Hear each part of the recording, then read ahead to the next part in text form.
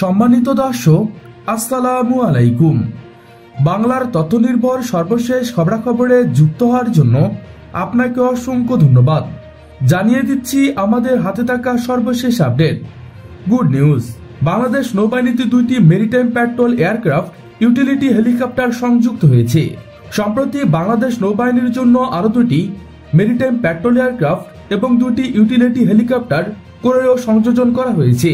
প্রধানমন্ত্রী শেখ হাসিনা গত 22শে ডিসেম্বর নৌবাহিনীর পাসিং আউট প্যারেডে তা উল্লেখ করেছেন। একই সাথে নৌবাহিনীর জন্য আরো পার্সেস কমান্ডো ভেসেল, অক্সিলারি শিপ, আধুনিক অস্ত্র সংগ্রহ করা হচ্ছে বলে প্রধানমন্ত্রী তার বক্তব্যে উল্লেখ করেন।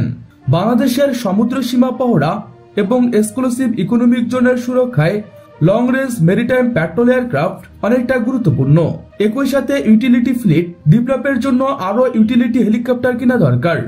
এদিকে বাংলাদেশ বিমান বাহিনী তাদের F7 এবং K8W বিমানের জন্য বিভিন্ন আর্মেন্ট কেনার টেন্ডার আহ্বান করেছেন, যার মধ্যে rocket pod, ground attack rocket, ground attack বোমা কেনা হচ্ছে।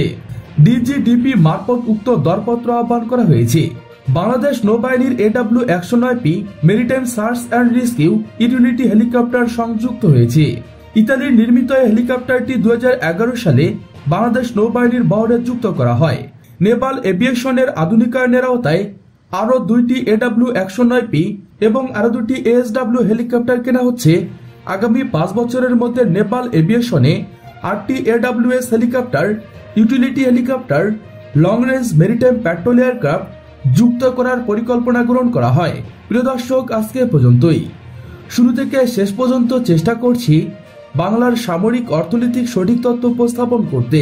কোথাও কোনো তথ্য কিংবা আপনার পরামর্শ থেকে থাকলে তা কমেন্ট করে জানাতে পারেন। নিশ্চয়ই আবার দেখা হবে নতুন কোনো বিষয় নিয়ে। ততক্ষণ পর্যন্ত ভালো থাকুন, সুস্থ থাকুন।